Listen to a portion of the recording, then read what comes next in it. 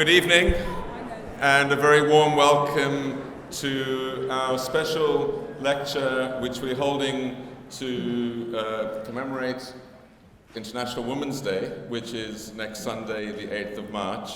And we're doing so by having a truly remarkable woman speak this evening. Professor Dame Sally Davies is not only the UK's Chief Medical Officer, but is someone who, in many dimensions of her work, has been a model to all of us as to how to tirelessly and effectively get science into policy and into practice.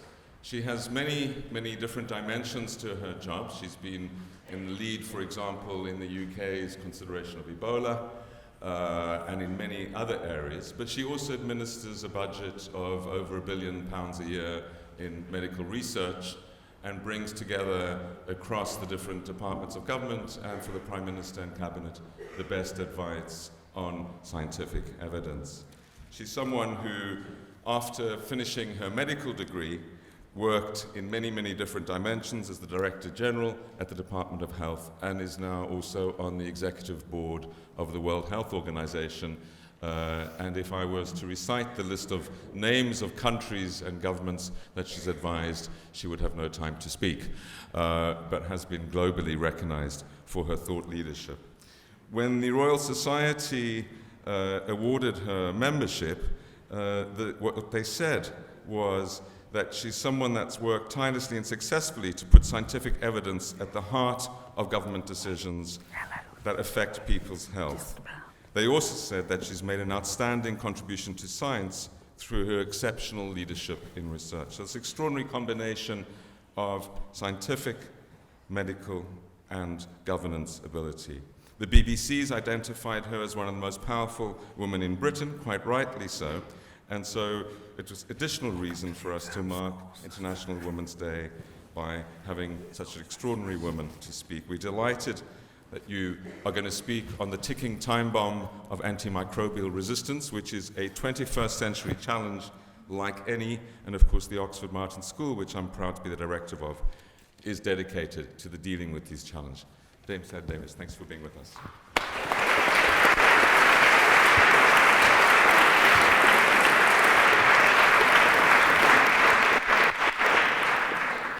Thank you very much.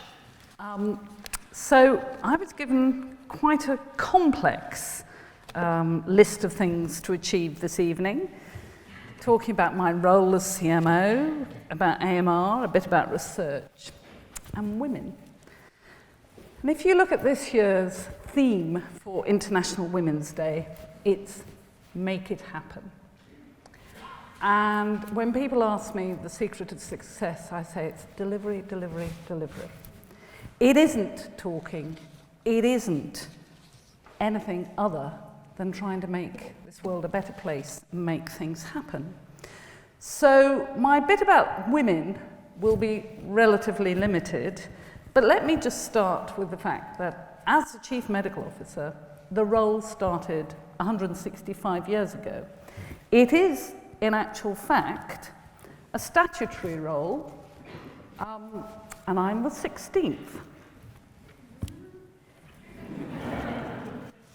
And the first woman.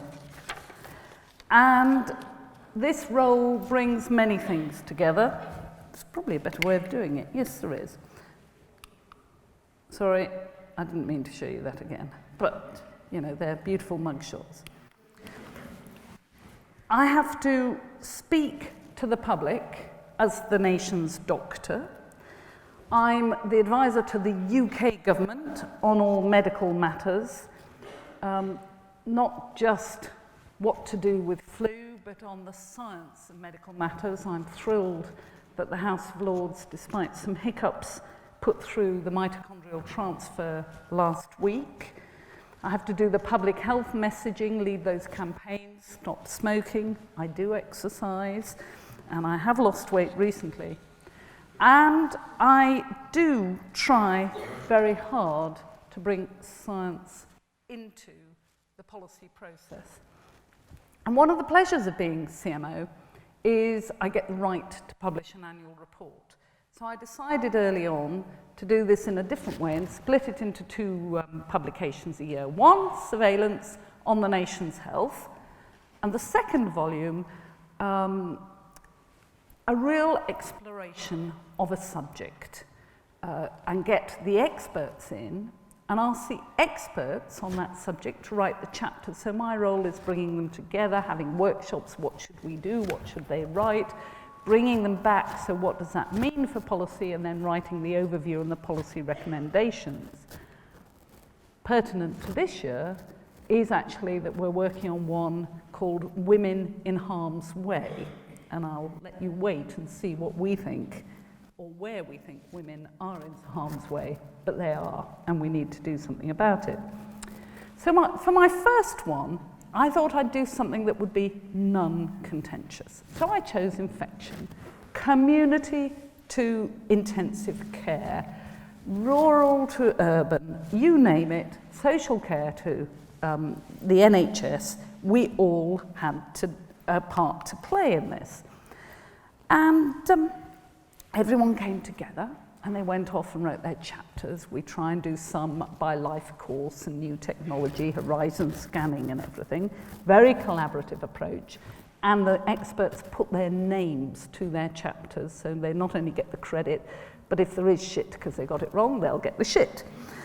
But we get it right. Oh, I'm being filmed. I better behave.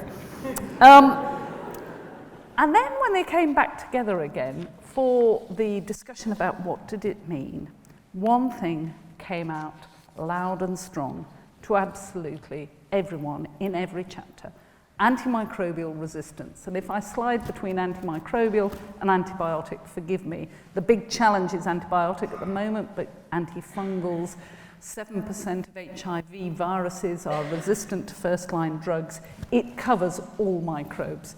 But the big challenge, the urgent one, is actually antibiotics. And this is not new. Fleming, when he accepted his Nobel Prize, highlighted that resistance would occur and deaths would result. So this really is an old problem. Indeed, when I presented my first annual report to the press, Fergus Walsh, who all of you will know from the BBC, said, "Oh yes, Sally, right, well, you know, at least 2 CMOs have said this before. So what's different? What are you going to do differently?" I like a challenge. You will see. Many of you know. So we start with having a look at what this really means. Some recent work from Europe: 25,000 deaths a year from antimicrobial resistance, untreatable infections. The same number as die of road traffic accidents across Europe. That gets a furore, yet this doesn't. A conservative estimate from CDC reckons about the same number in the States, and this horrible one child under 5 years every 5 minutes in Southeast Asia dying of infection from resistant bugs. And we did some modelling in that annual report and suggested that at least 5,000 people every year were dying in England alone of resistant E. coli. This is a reality, and where it used to be a problem with gram-positive bacteria, it's now gram-negative bacteria, and it's changing. And I would argue that we all have an imperative to recognise this year's World Day for Women, or whatever it's called, of doing something about it. We have to do something about it. So let me just take you back through what has been happening and the history. Before we had antibiotics, do you remember, many of you in the medical field, the Rose of Florence Nightingale? More people died of infections and of wounds in the First World War in the Crimea than died on the battlefield. 43% of people died of infections. So antibiotics have transformed how we live, how we go about everyday life, let alone modern medicine, and I'll come back to that. We have the discovery first of sulfonamides, then of penicillin. and Fleming's serendipitous finding was built on by many others to turn it into a viable treatment that has absolutely saved lives and, as we know, heralded the era of modern medicine. I've mentioned already that he predicted resistance and deaths from it, so I'm not going to go into great detail about that. But it is very concerning that we knew right back then and did nothing about it. When I was training in the 80s and 90s, we had a golden era of antibiotics. Lots of antibiotics, and they worked. So when one didn't work, the microbiologist opened the door of the cupboard and got out the next. Tens of classes of antibiotics were discovered, one after another. And by the end of the 20th century, we moved from 43% of deaths caused by infections to 7% of deaths in this country. We had modern medicine, we had transplants, we had cancer chemotherapy, we had people with immune suppression who could live. We had people who lived because of antibiotics. And if you look at the antibiotic golden age, you can see how wonderful it was. The trouble is that it came to an end. And in 1987, the last new class was discovered that has come into practice. Many of you will read, as we all need to, Nature, and there was a new antibiotic described about a month ago. That's very limited to some gram-positive organisms, so very narrow spectrum, and it has yet to go into people. And I'm told by many people who develop drugs that actually we have a much bigger failure rate of getting antibiotics from the lab and into people than we have of other drugs. This is much more difficult. So what you're seeing there is you're seeing a dearth of new antibiotics, well, just reformulations and improvements in the noughties, but not new classes.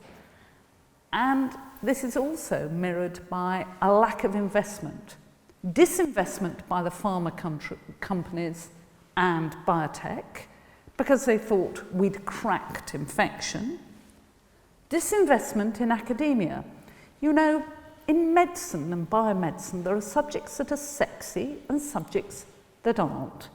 And microbiology is seen, in general, I hope I'm not decapitated later, as an unsexy subject. And it doesn't attract a lot of go-getting people who get the money to come in to do the research. So we've had disinvestment everywhere. And now people recognise that. And indeed, a couple of years ago, the Lancet Infectious Diseases said what I've been saying since March 2013, when that annual report of mine came out, that we actually do stand at the dawn of an era of post-antibiotics, and we need to be careful. We need to preserve the ones we've got, and we need new ones. And of course, this is a global problem, and I'm going to show you some of the ways it's global. We can't sort this on our own. If we could, the energy that I and the government have put into it would have cracked it. It is complex. It's a really wicked problem at every level. The science level, the clinical level, the conservation, the governance, the funding, and I'm going to take you through some of these. Just remember all those people who are dying because of antibiotic resistance, whether they're children, young adults, old adults. But remember also, in the developing world, the very many people who die because of lack of access to antibiotics, who do not get the antibiotics they need for common infections that would still work. So fast forward to the middle of this century, and morbidity and mortality without action will go up. So, from 7% of deaths at the moment from infection, will we go back to 43%? I bet we don't, but we risk it if we don't take action. And if you take E. coli, one of the common bugs where we've got resistance, we know that if you have resistance in England in the health system, it doubles your death rate, it doubles the time you spend in hospital, it doubles the cost of care. So this has to be something that a health system, indeed a societal system, would want to address. The cost is massive. There's human suffering, which is uncountable, but there's also, beside that, an economic cost. And what's it going to cost? Well, I'll come back to this report, but this is from the economist Jim O'Neill, who's looked at the economic impact. And in blue, what you see are deaths at the moment from different diseases. The biggest block is cancer. That big purple block is modelling that his team have done based on work from RAND Europe and KPMG, looking at 3 of the 7 important bugs, according to WHO, and you see the death rate and how it would go up to 10 million a year in 2050 if we take no action. Meanwhile, the economic cost is dramatic. We would lose to the world's economy the equivalent of the UK economy every year, up to 3.5% of GDP that we could have had, we would lose without action. And it's a reality. So I've picked out gonorrhea. And some pretty-faced people say, well, so what? Gonorrhea doesn't matter to us. Well, it does. It's going up in this country and around the world. And one of the interesting things in this country is that gonorrhea, once diagnosed, is only looked after in specialist services, and they know what they're doing and they follow the guidelines. So ceftriaxone, maybe that, no, God, I'm hopeless, as you can see, so now I have to find it. Can you do it for me? Oh, I can probably do it. No, I don't know. So ceftriaxone, I'm on that one, is the latest drug, and it's come into use, and the message of that slide, thank you, at the top right, and I won't try and point anymore, the top right is that actually 2% of gonorrhea bugs are now resistant to it. So I said to one of my colleagues, so what are they doing? Oh, they're lavaging. In other words, they're washing out the bugs, trying to wash bladders and all the other paraphernalia out with salty water to keep people as symptom-free as possible, but of course they can still pass it on. That's in a system where we care, where we have arguably best care. And it's really very complicated. So let me show you some of the complications. This is, I have to say, gobsmacking. So you know a certain amount about antibiotic use in humans in the different areas. But let's build this up. Aquaculture, to me that's fish farming. And actually other things happening in the sea, is terribly important. I am told that when you eat a farmed salmon in the United States, it has eaten its weight in antibiotics by the time it gets to the table. Yuck.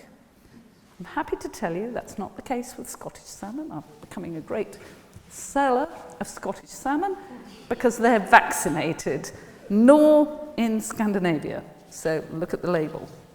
And there are some parts of Vietnam and Chile fish farming that use vaccines. So very complicated.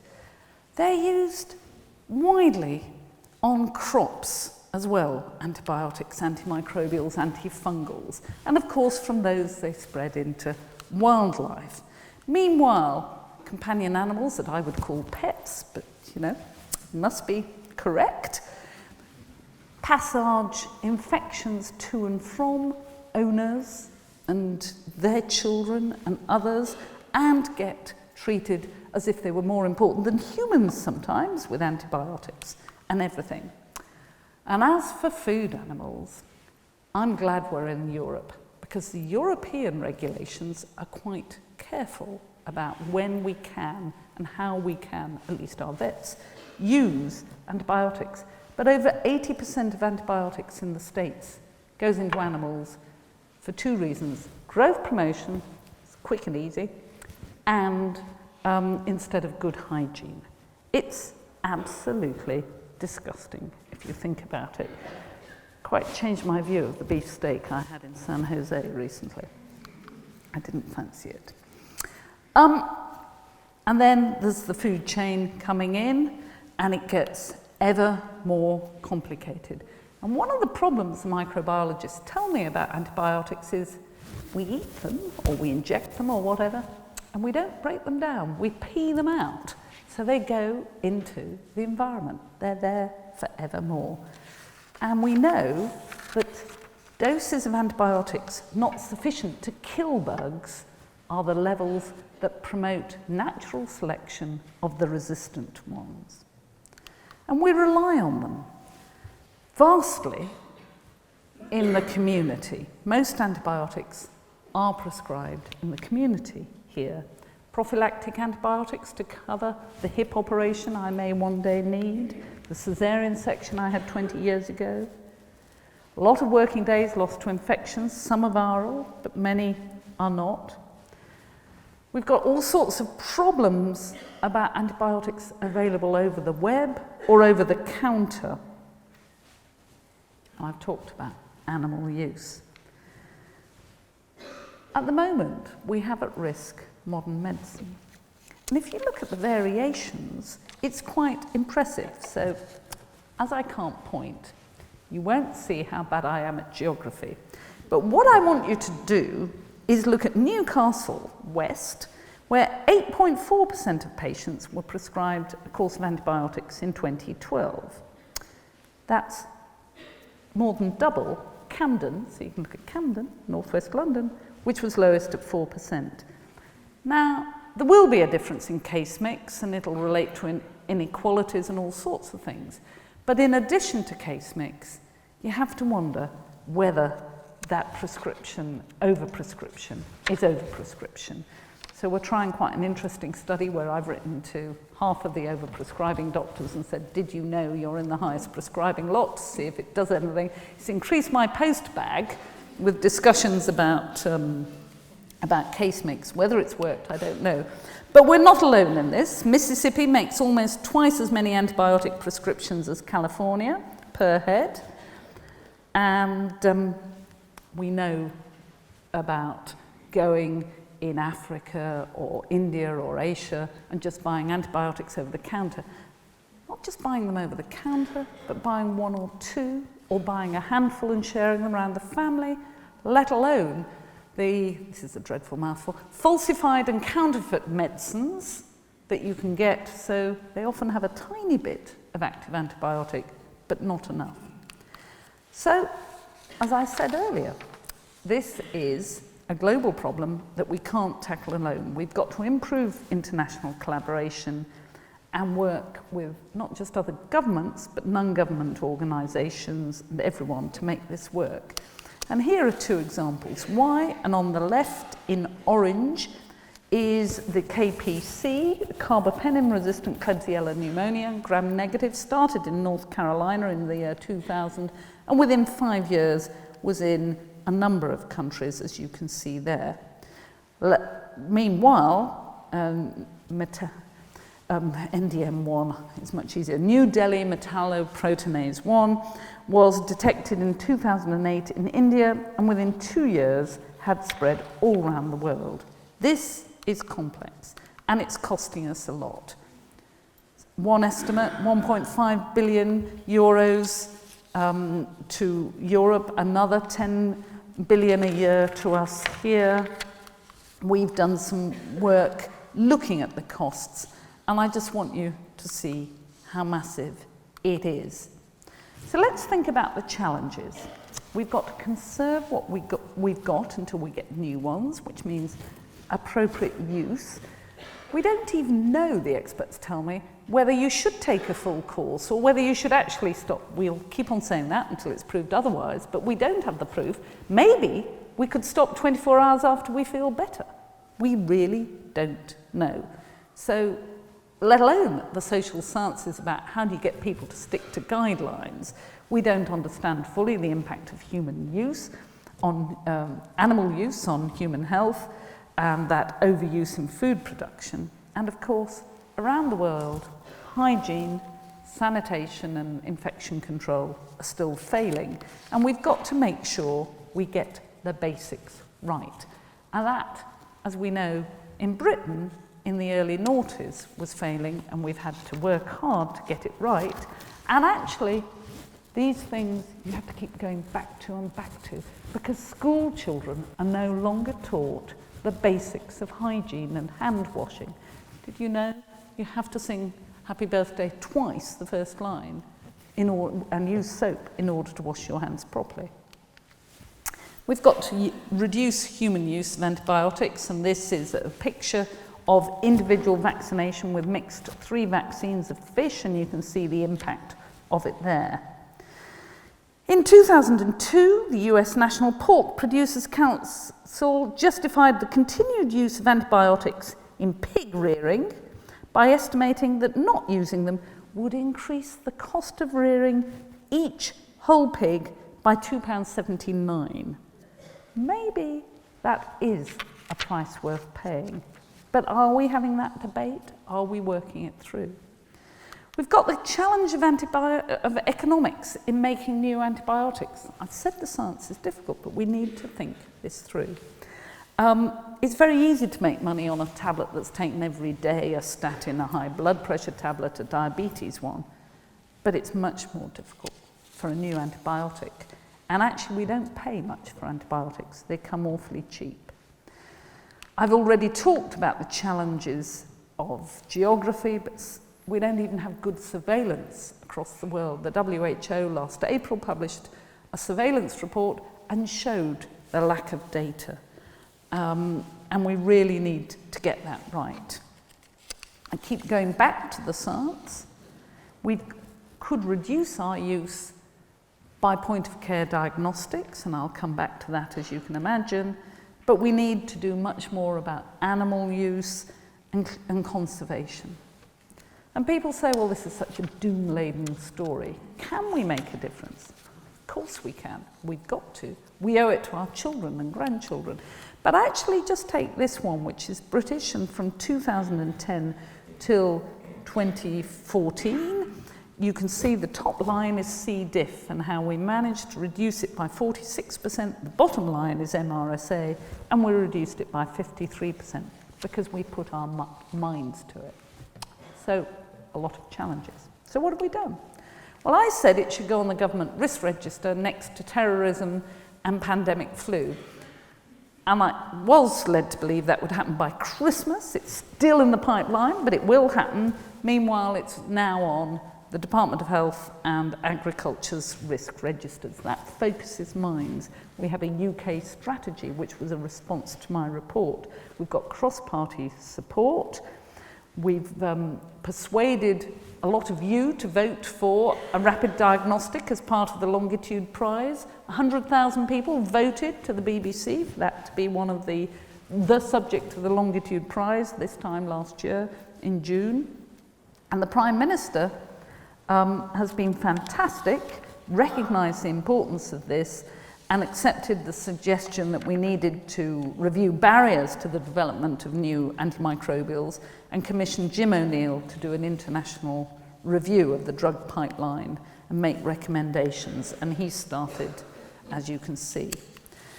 We've gone global, because that's the only way to make it happen. We got a WHO, World Health Assembly, resolution last May going through demanding that the Secretariat produced a global action plan, which went through the executive board with some changes from the expected countries in the expected way. I'm beginning to learn my way through this diplomacy and game playing.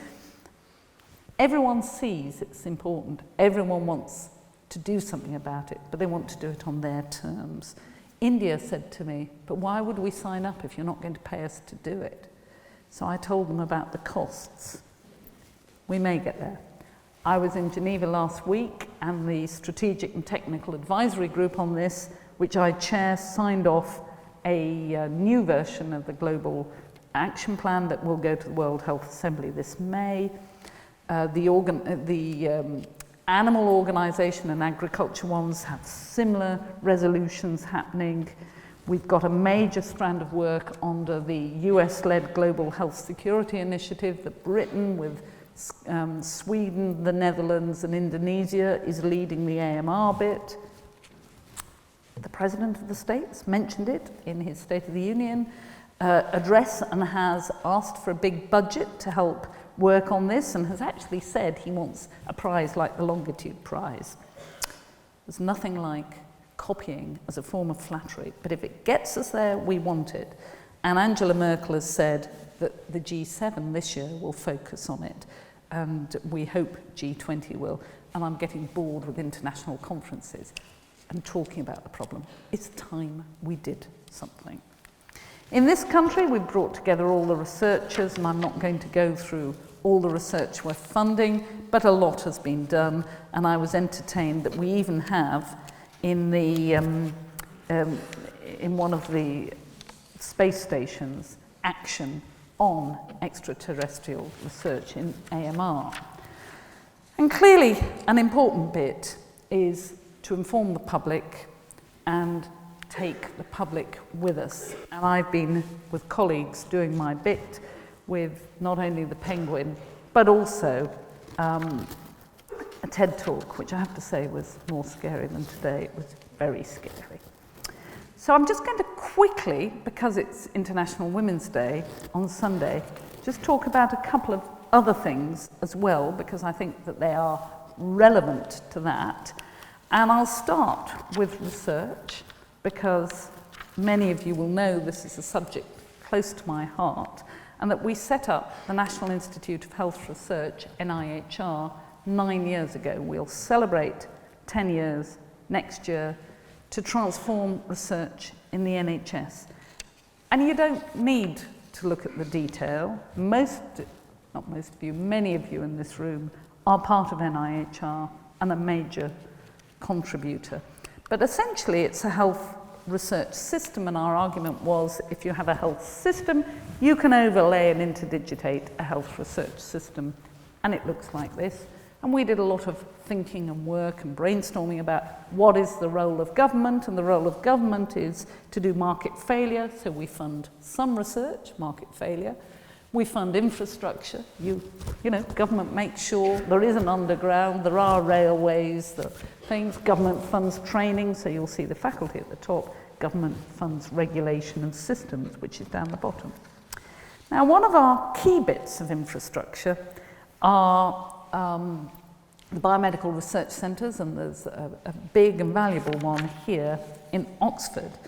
And when 3.5, 4 years ago, we had an international panel in town interviewing would-be biomedical research centres and units, they asked the gender question: where are the women? And the NHS bits of the partnerships did kind of okay, but the academics didn't.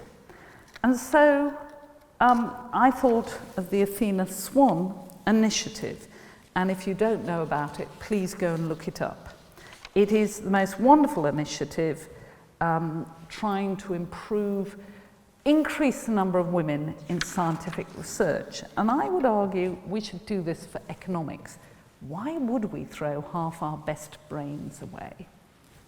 And our women come into universities as bright and as good as the men, often more committed.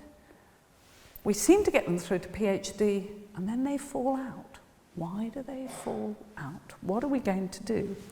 But I was pretty disgusted, and many people have heard me tell the story of the surgeon who said, well, over half our team are women. Then there was a silence, so we all thought about bottle washers and coffee makers and nurses and things, and he filled it with, and I really like having them around. So I was a bit incensed by all of this. So about 10 days later, I sent out a letter which essentially said that when you come back in 5 years' time to bid for renewal or a new biomedical research centre, you won't be shortlisted if you haven't achieved the Athena Swan Silver Award. Then started the fun.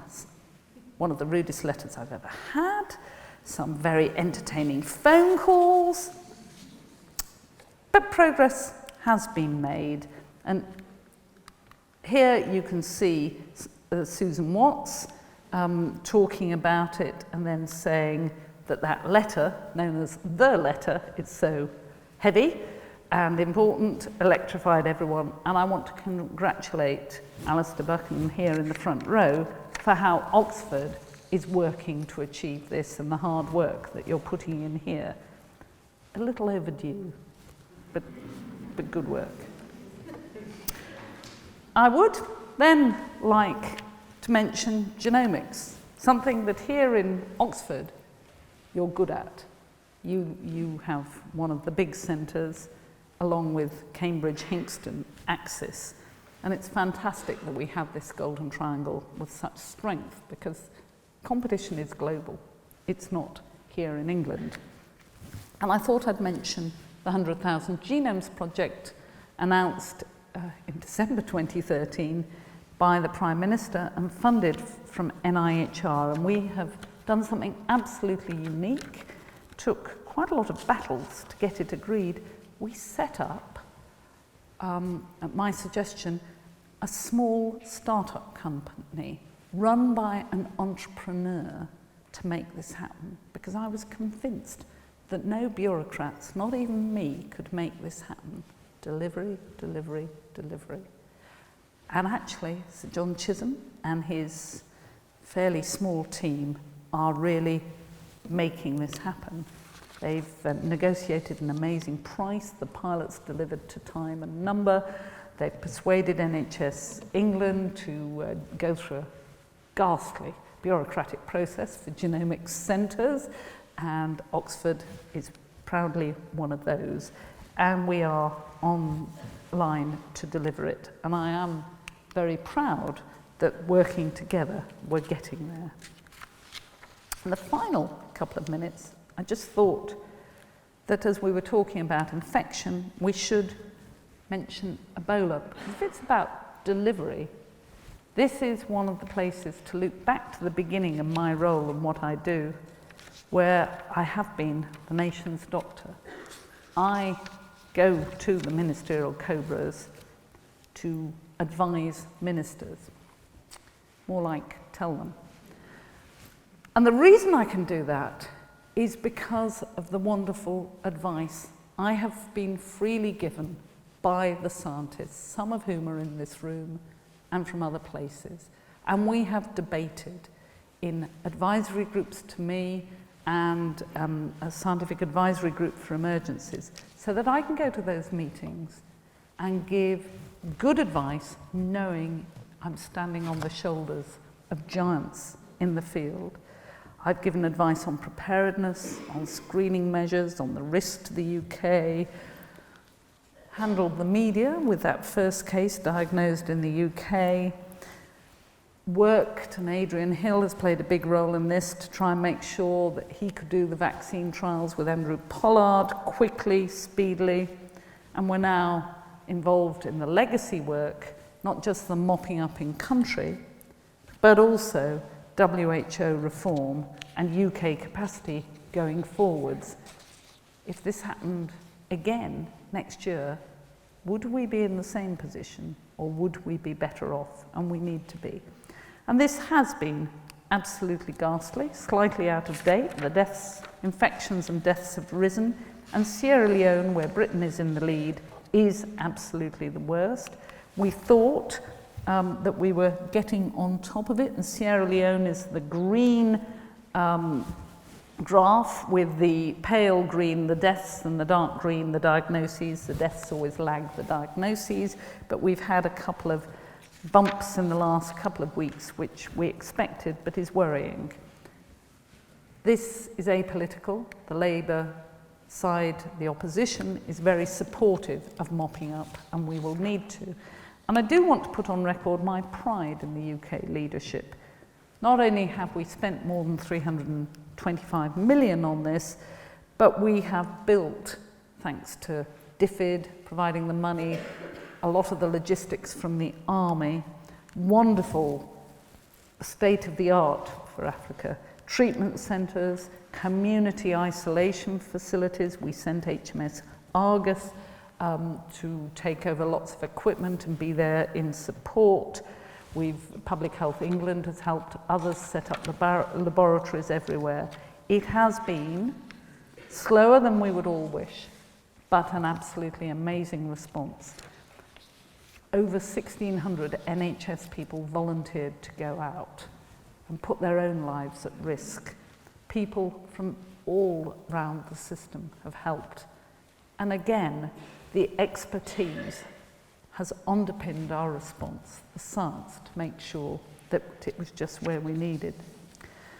So I hope in taking you through this, I've shown you something about antimicrobial resistance, the challenge and what we need to do, but importantly, that this is about delivery. The International Women's Day this year has got it absolutely right. And it is time we stop talking about doing things. There's a certain amount of talk always needed to get people on the same side and decide what to do, and so the experts can play in because they're very key in this. But then it's time for action. And on AMR, there's no doubt that it is time for action that's long overdue. And on many of these other issues, action was too slow. And I would ask all of you, particularly the women, stand up and be counted. Make a difference. Because at the end of the day, surely what we want to do is say, I made a difference. That's what I want on my gravestone. Thank you.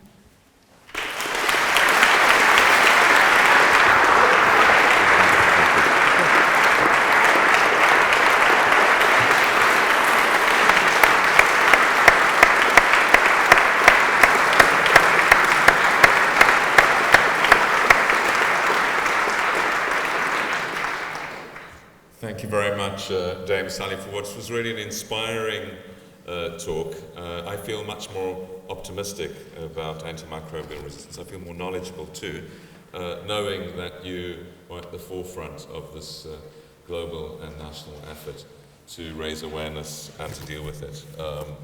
Quite extraordinary communication ability, bringing the science into the public and even using words that people don't normally want to be filmed using. So your frankness on this is also most welcome. We're also very grateful for you for putting universities in the circle around everything else, like patients and the NHS, and of course in your recognition of the work done at Oxford. Amongst your many remarkable feats is you're the only speaker we've had here for a very long time. Of course, they've all been male, to end precisely on time. So we have 45 minutes, so just under for questions and answers. Please identify yourself. This is being filmed. If you don't want to be filmed, don't put your hand up. And the couple of people with roving mics. Who'd like to go first? Man over there. Hi, thanks very much for that. I was just interested and wondering, when we're not washing pots and making coffee, how do you plan to engage nurses a bit more into this kind of scheme when they're going to be providing quite a lot of the research support? I think you should be a bit careful about using terms like pot washers and coffee makers in a room that I know at least, well, quite a few nurses are here, was my point. I was quoting a surgeon, not saying that was my view. Indeed, my first house job, I walked onto the ward and the sister turned around and said, your job as houseman is to make the coffee for me. So I was well brought up. I think that we all have a role as clinicians to play in the hygiene and infection control, and nurses usually lead the infection control and have to harry the doctors to get it right. We all have a big role together in using antibiotics properly and conserving them. And I would like to pay tribute not only to nurses in that, but also pharmacists who question the use of antibiotics, and everyone. There's a big role for all clinicians. and managers in this. We all have to do it together.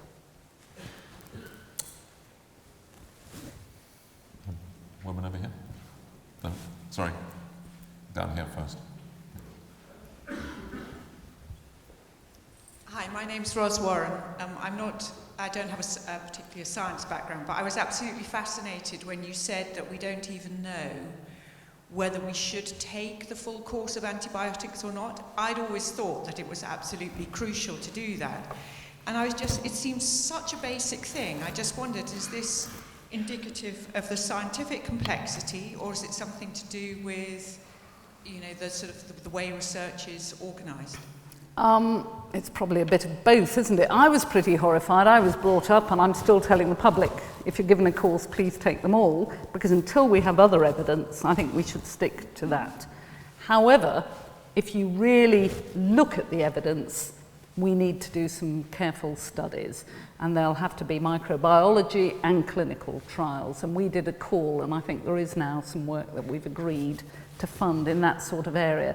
But it hasn't been sexy, and we set up NIHR in part to answer that sort of question, the everyday question of a clinician: does the patient need to go on taking this drug? And one of the things we've also been doing is we've been using single antibiotics at the lowest level to get killing of the bug. We may be better using high doses and really killing them off, and we probably should be, as we do now in TB, malaria and HIV, using combinations much more often.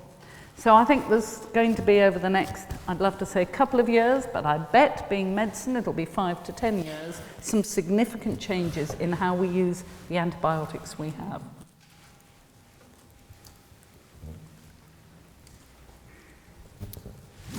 As an art historian and pig keeper of rare breeds, I remember well how necessary it was to shop very carefully for government-approved pig feed that had written in small letters on the bottom, penicillin-free. Otherwise, everything was full of penicillin. Now, one wonders, A, whether the government will ever get round to taking seriously this threat and changing the law. And one wonders as well, of course, whether there's the money to do all the research that you've been talking about. I apologise for two questions. Well, the first is that the EU has now quite strict regulations about that, and it should all be penicillin-free. You should just use penicillin when you need it, and I keep being told by the vets and the chief veterinary officer that is so. I asked, couldn't we have a mark that you stamped all meat with, never had antibiotics, but I haven't yet won on that one. And the second question was, sorry. Research budget. Oh, the research budget. Well, very little money was going into this, but significantly more is pouring in. As you raise awareness of something and people see that you mean business, then you begin to get more money into it, and then better and more people will come into it. Well, maybe not better, but more good brains will come into it. So I think this will grow over the next 10 to 15 years. But we need an answer, not just for now, but for now, 5 years, 10 years, forever, for centuries. This will never go away, it's natural selection. My name is Muir Gray and I work for the NHS. We're having a debate here next month, Sally, about price. Should amoxicillin be £500 a pill, for example? Because in some ways, these things have become very valuable, and then the price dropped, and now they're cheaper than chips. And I don't think people are going to take it seriously, and it may be we should hit people harder, but unless things start to cost money, then I don't think we're going to get a grip of it. So that's going to be a debate we'll have as to whether we've got the pricing wrong and whether now it's all too cheap. Maybe your money for research would come out of a special danger tax on antibiotics. That's rather a nice idea, Muir. I might have known you'd have the original idea of the evening. Yes, price has to play a role. We don't get enough money going into pharma to develop new ones because we don't pay them enough.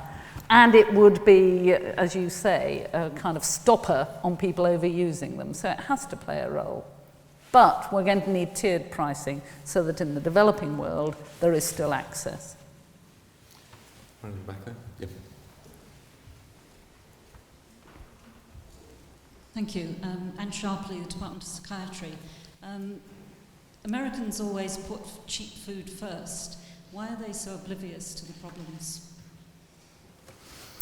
I'm being filmed, so I can't tell you my really funny story about that until afterwards. I think that the food lobby is a very powerful lobby, and we just have to accept that it is, and we have to start to counter with reason. I remember a government that, when there wasn't evidence, said there's no evidence, and implied, therefore, it was negative. And that is exactly where the food lobby is at the moment on antibiotics. No evidence, therefore it's negative. I say no evidence because we haven't looked for it and haven't done enough work. The little bit I've seen does suggest there's a problem by overdosing animals, but we're going to have to fund a lot more work there. And I want to give credit to the Wellcome Trust, BBSRC, who are upping it, MRC, and everyone, because only by us and Europe, who are doing a lot in this area, doing the work, because the Americans are not so interested, will we get that answer. Woman over there. Hello, Anne from doing a DPhil in chemistry. It was a really inspiring talk. I'm really grateful. I have a question on Jim Monell's report. We have a problem quantifying the health and economic impacts of AMR because we're looking at just what people die of infections, but then they also come with cancer and with diabetes and all these other things. And we don't have one standardized method for actually quantifying how many of these people die out of AMR infections. Is there anything we're doing to standardize these methods, or at least improve the data that we have so that we don't overestimate or underestimate the numbers? Yes, one of the things we need to do is get AMR in ICD-11, the diagnostic coding, so as people come in and out of hospital and they die, we pick it up. And so we're pushing the WHO on exactly that. I was saying earlier to Ian, I see this as one of those wicked problems where it's a jigsaw. To get a beautiful puzzle picture, we're going to have to put lots of bits in place, and that's a key bit. I'm Nina Alfie, I'm a postdoc in zoology. I'm also on a panel that judges Athena Swan Awards. There are an awful lot more of us needed now since you wrote the letter. So I want to ask a genuine gender question rather than the antimicrobial thing. I saw you this time last year give a Women's Day lecture at London School of Hygiene and Tropical Medicine, and obviously there's a bit of overlap, things have not changed much. If I come and see you next year, or let's be generous, the year after, what do you think are going to be the wins? What will have the successes on the gender balance thing that will have come first? My personal view is it'll be a long slog, because I think we have to change the culture, and some of it, I do feel sorry for the men. When I go to interviews, I want to appoint sparky women. We like appointing in our own image. And so it's very difficult if you have a lot of men at the top to remember your unconscious biases and how to cope with that. And we have to get the right culture, we have to challenge that in ourselves as well as in the men. We have to enthuse women that they can do it. And the evidence is that a lot take decisions that they want a different work-life balance from the men. My object is not to get 50% of each gender, it is that women should have the opportunity if they want it. And I spend quite a bit of time mentoring fairly senior women about why they might want to go into serious leadership roles. And there are two sides to that. One is, can I do it? Will I be able to? Will they want me? And that is quite easy to get through. The other is, do I actually want to put in those hours? Do I want to put that time in? Do I want this? And so until we've broken some of these barriers, it's going to be slow. So I guess if you hear me next year, there won't be as much progress as you and I would want. But if we have steady progress, then that's something. And we may see the odd medical school fall out of the Biomedical Research Centre or unit competition. That'll encourager les autres. Was there a woman? Yeah, over there. My name is Jill Shankelman, and it's really following on the questions about culture, big business in America. Do you have any comment on whether this kind of rather shrouded in mystery transatlantic trade pact is going to make it harder or conceivably easier to address these problems? I fear it may make it harder, but I don't know. But I can tell you that the European Commission from the health side and the research side is very exercised by AMR, so they don't need any persuading, but where it will end up with this transatlantic task force, I don't know. Okay, we'll come back to this side again. The man over there.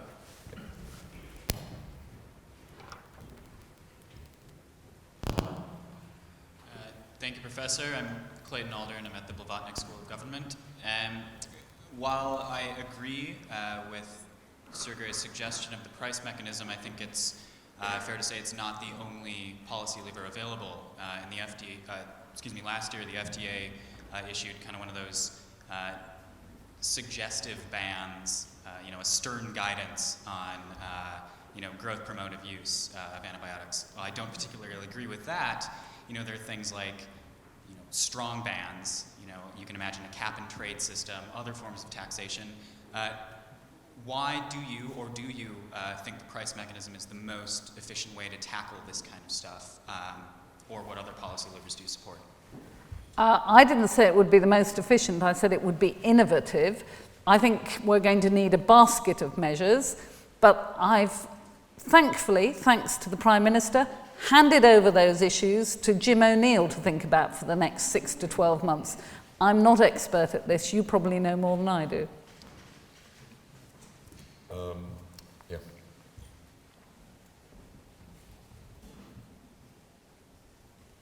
I'm Ross, a biology student, and I was really shocked to hear about how liberal they are giving away antibiotics in America.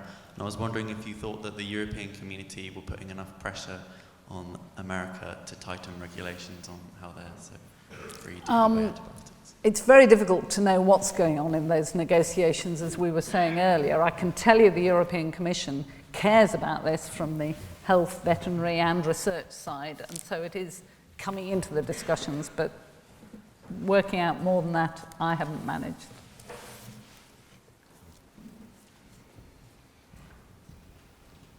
Hi, my name is Sarah Crow. I'm with UNICEF.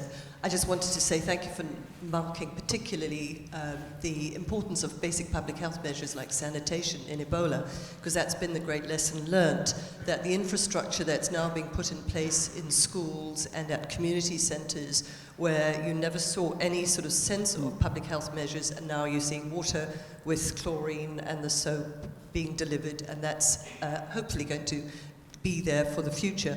But I wanted to hear from you why you think there is this dangerous void in research and development with pharmaceuticals. Why are they not developing more, new products, new antibiotics? Isn't this obviously a gap, an obvious gap in the market, a good business prospect? Well, it's clearly a big hole. They tell me, and I've quizzed a lot of them, incessantly over the dinner table. It's difficult science, and academia has withdrawn from it in the main. So in other areas, academia often comes up with the target, but then pharma find what will hit the target. It is difficult to develop because they have a much lower success rate of bringing through drugs into final use, about 1 in 3 compared to other areas. There's the pricing. There's the fact that you may put into a drug, an antibiotic or something, that costs you $1.5 billion to make, and then resistance arises before the end of the patent life. So, you may not even it's very difficult to model how much you're going to get. And then remember that I, as your chief medical officer, if I get a new antibiotic, I'm going to lock it up and only unlock it to save lives. So they're not even going to get volume. So it's at every stage there are blocks and problems, and that's why Jim O'Neill's looking at it. And he's quite amazed at how multifactorial it is. I hope he comes up with some good solutions.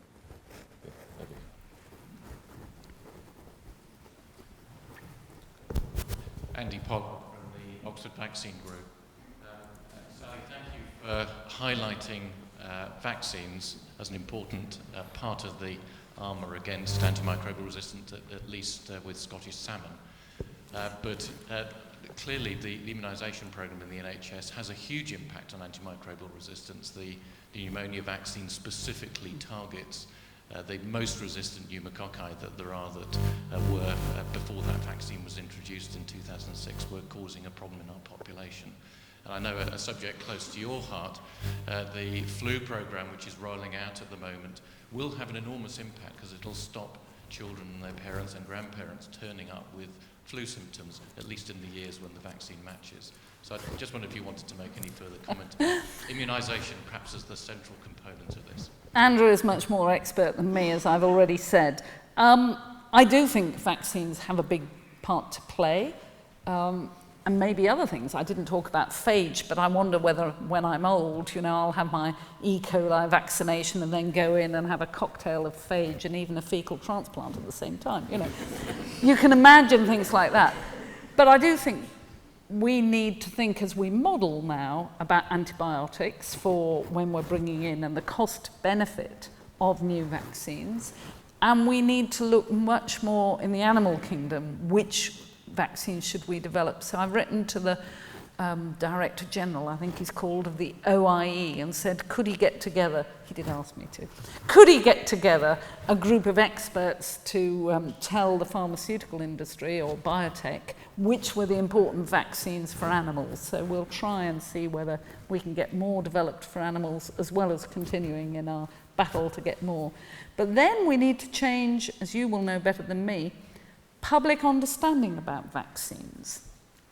I mean, you and I both know, many people in this room, how many are doubters about vaccines. Or, well, it won't happen to me if the chattering classes of North London, when the rest of the people are vaccinated, so I don't need to be. And we are going to have to face all of this down and cope with it.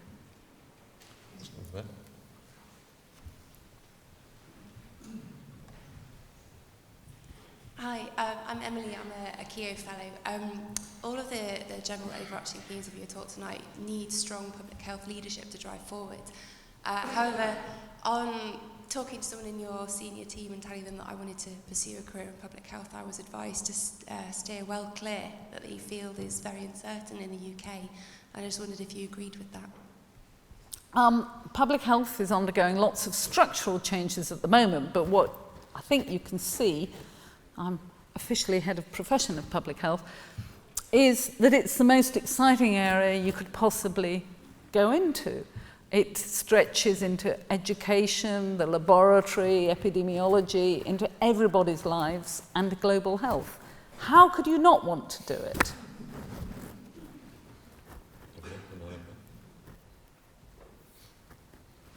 Would I be right in assuming that one of the metrics for success would be to see a reduction in the amount of antibiotics used? And if so, have you got the information from, I guess, mainly the pharmaceutical companies, both for human use and non-human use, sales of antibiotics? And is this complicated by the fact that some sales might be from one country to another? So do you actually, and because you did put up some figures about less than 70%, sorry, more than 70% are for animal antibiotics, but are those verifiable figures, and are you going to keep tracking them over the next few years? The data's not as good as it should be, and you're absolutely right. A metric of success will be reduction in consumption. We will, from the WHO, track the data we can get, while through the Global Action Plan, if it's accepted in May by the World Health Assembly, it tasks every country over the 2 succeeding years to build their own plan and to work out how they're going to collect certain metrics that will then be assembled on a national, international, regional and international level. We ourselves, as a result of the UK strategy, have an advisory group, it's called ARHI, Antibiotic Resistance and Health Acquired Infection Advisory Group or something, that has advised us on the metrics we will collect over and above whatever the WHO thinks we should. So we are collecting data, but we need a lot more data. Okay, this corner's been very patient.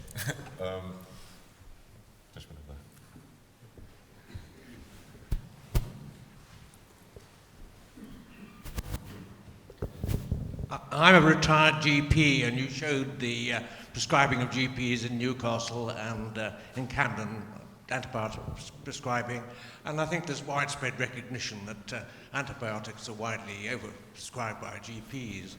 I became a GP in Oxford in the 1950s when we had penicillin and we had sulfonamides, and that was about it. So I remember how wonderful it was when we had particularly broad spectrum antibiotics that could treat chest infections, and there were a lot of those around because people were smoking and all of that. So it was very seductive to have these wonderful drugs, and of course it was seductive not only for doctors but for patients too.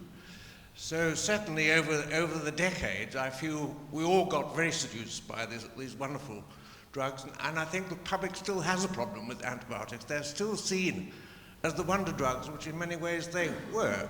They aren't anymore now. How do we counter that? Thank you. You don't look old enough to have had that history. It's difficult, isn't it? I try to be quite careful because I don't think I'd be a very good GP. Because I'd look at a throat, I did when I was a paediatrician, and say, I can't see any, I'd probably call it pus and think exudate, therefore it's probably viral, and I'd say, it's just red, viral, you don't need anything. Then would ensue, depending on the mother, and it wasn't just education, it was what side of the bed she got out of, you know, either an acceptance or an argument. And even when there was exudate, was it actually the bug that I thought it might be, strep pneumoniae, strep whatever, and was I giving the right antibiotic? What we don't help GPs with is giving them time to spend to talk these things through, and we don't have a fast diagnostic. And I think the work done by Dr. Paul Little is very good, where they did a randomized controlled trial of delayed prescriptions, and the GP says, I don't think you need an antibiotic, but here's a prescription. If your child gets worse, you can go and cash it, or if your child is still the same in 24 hours, you can cash it. And it does reduce antibiotic prescription. But a rapid diagnostic, a winner of the Longitude Prize, could absolutely revolutionize how we use antibiotics in general practice. It's difficult, that tension between an individual and the population. And GPs, none of us have been trained to think that through and live with that tension, which at its heart is an ethical debate as well as an expertise. Okay, let's just work our way around. Hi, I'm a medical student. I think I'm right in thinking a lot of resistant bacteria develop in Asia and Africa now. How difficult is it going to be to get on top of the problem in this country until it remains so unregulated elsewhere? It's very difficult. That's why it's global and we have to attack it globally. A nice study of young men from Sweden going travelling with no antibiotic-resistant gut bacteria. They came back and a third of them had resistant bacteria in their guts.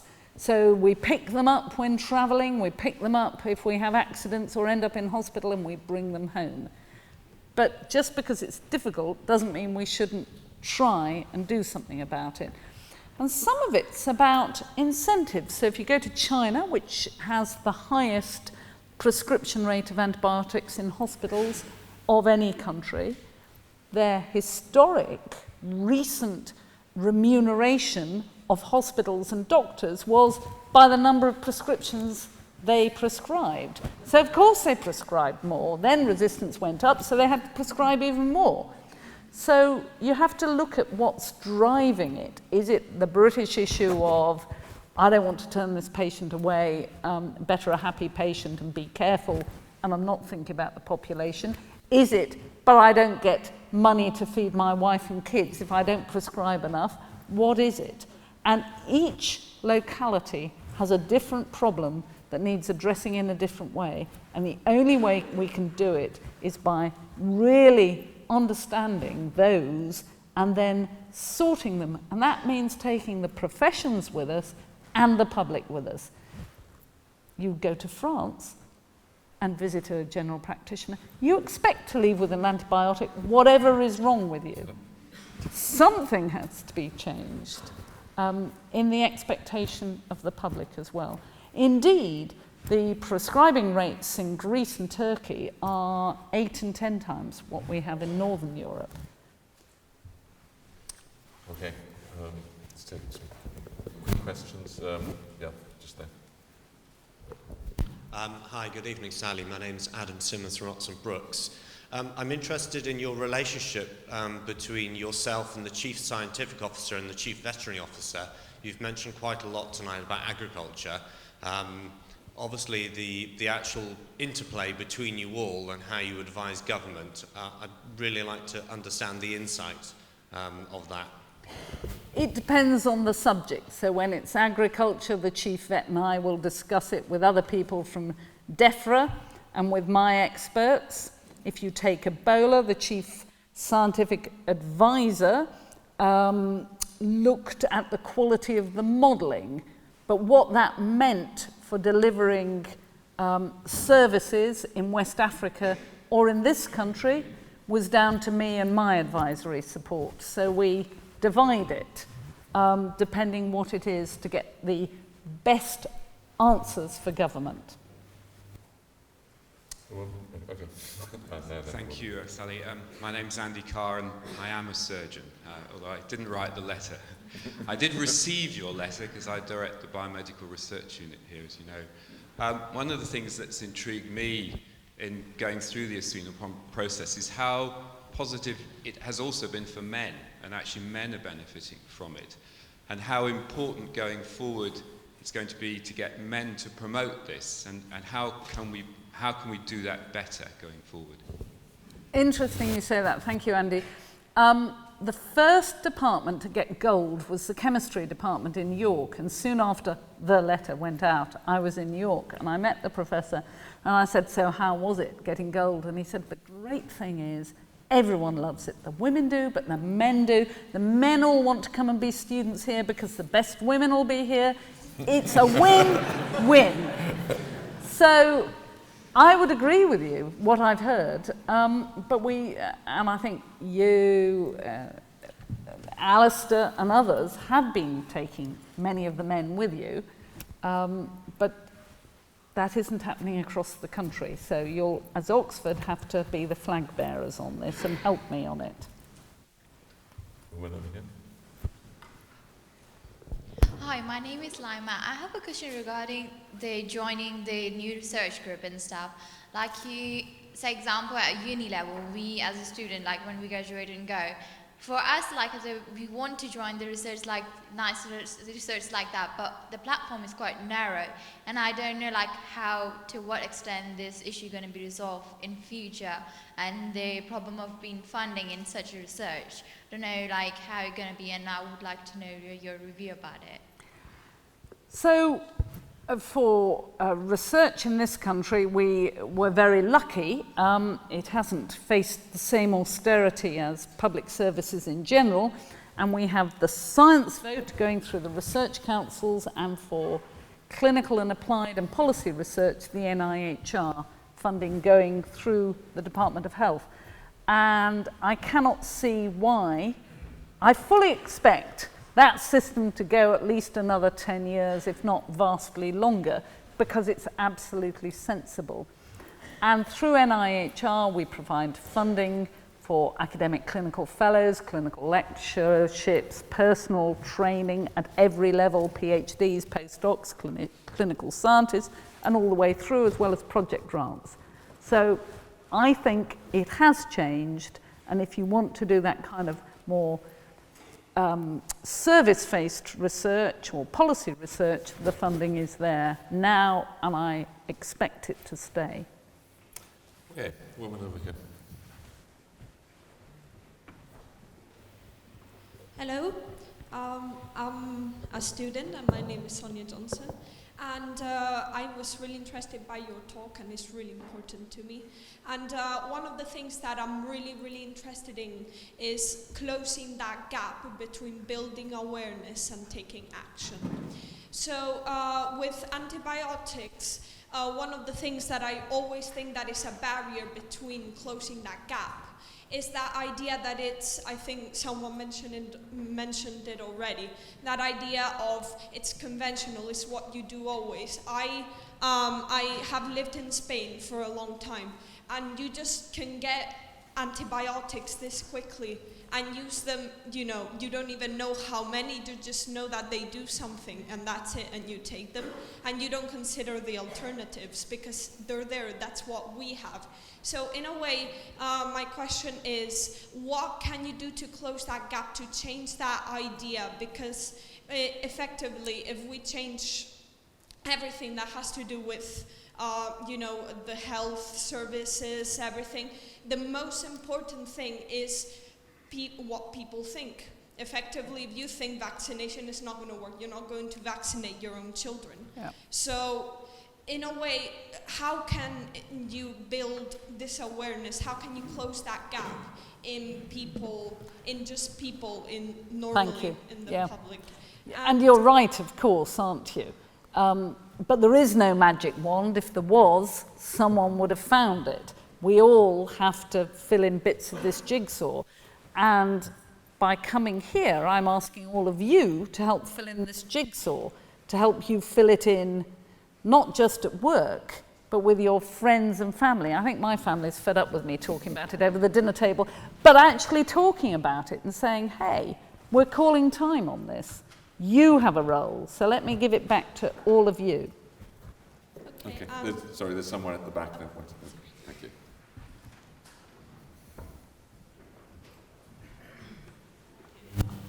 I'm a vascular surgeon, but every 10 years that I've been practicing, the patients have been getting 10 years older. So most of them are about 80 or 90 now. And the problem I have is that 30% of them are diabetic, a whole lot of them have got renal failure.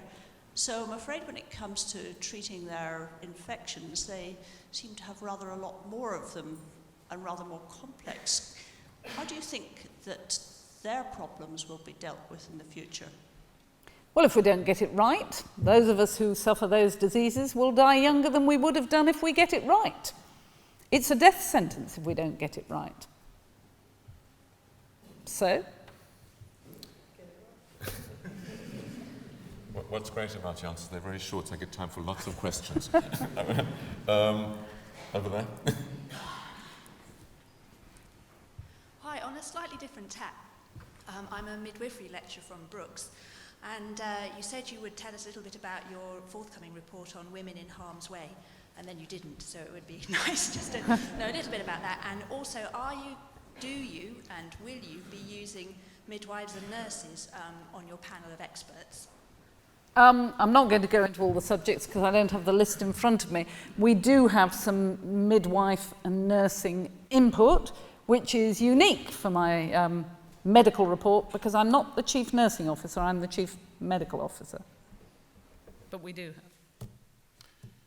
All right, let's go there and then we'll come here.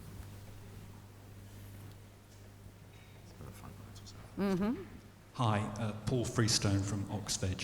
If you accept the premise that those who spend the most money will easily win the battle for hearts and minds, how do you really counter the vast amounts of money that the meat, fish, dairy industries spend?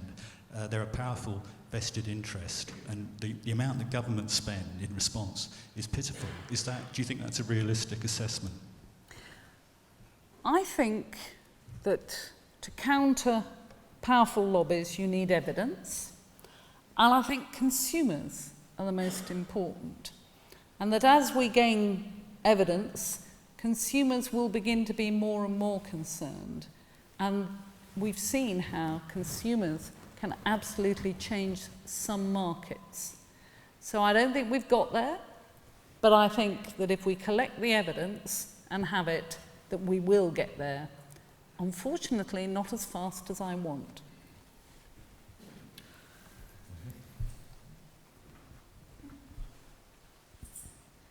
Hi, my name's Alice Dibley, I'm a biological sciences student. I've got another gender-based question. So there have been numerous studies done into how women and men are perceived in sciences, and there are a couple of things. There's one study that was basically, they sent the same CV with a different name on it to various research institutes and asked them to say whether they'd employ them and how much they would kind of pay them, and generally the male name was offered much more than the female name, and he was considered more competent.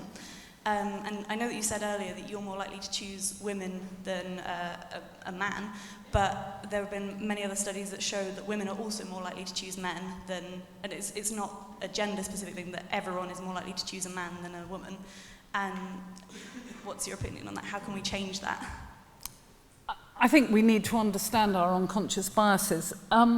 It is a very difficult area, isn't it? I never lose my temper because I would be hysterical because I'm a woman. I know men who do lose their tempers. I think they're hysterical, but hysterically funny, actually. And we look at how women dress. It isn't a fair world. It's unlikely to become a fair world. But what we have to do is, it's about how do we present ourselves and get on with it. And I think the Athena Swan stuff about trying to make sure it's family friendly, that people can do their family, they can do their work, recognising the time needed out for pregnancies is all part of that. But at the end of the day, we women have a big role to play in this. Dame Sally, I think you've deserved your right to have a break. Just before I thank her for what's really been not only extraordinary lecture, but series of responses to very wide-ranging questions. The Oxford Martin School is initiating a new funding process at the moment where we're going to focus on global commons, and clearly antimicrobial is one, but not the only critical global commons issue. So I encourage you, if you're interested in the research dimensions, to keep an eye on our website. We also have a continuing series of wonderful events coming. If you're interested in quantum, but were afraid to ask what, Vlatko Vedro, our professor of bio-inspired quantum technologies, is speaking on Wednesday, this coming Wednesday, the 4th at 5 o'clock at the Oxford Martin School. Tom Friedman, the renowned Pulitzer Prize winner of The World is Flat, The Alexis and the Olive Tree, and a forthcoming book called The World is Fast, is speaking on the 27th of April at 5 p.m. Do look at our website for the venues. And then Connie Hedegaard, who's the former EU Commissioner for Climate Action, on the 18th of May on the inside track of negotiations. And then we have a continuing seminar series on Thursdays on climate change at 5 o'clock at the school, and many, many other things happening every day of the week. So I encourage you, for those that don't know us, to look at our website and get engaged on antimicrobial resistance and many, many other issues, and come back to many more. But before we do that, I do want to thank Dame Sally for what's really been, I think, a wonderful, inspired talk. I think you've given us what we need to take courage that a woman can and will succeed, and your very wide-ranging comments on antimicrobial resistance, Ebola, and those that are opposite to International Women's Day have been absolutely fantastic. So thank you for that.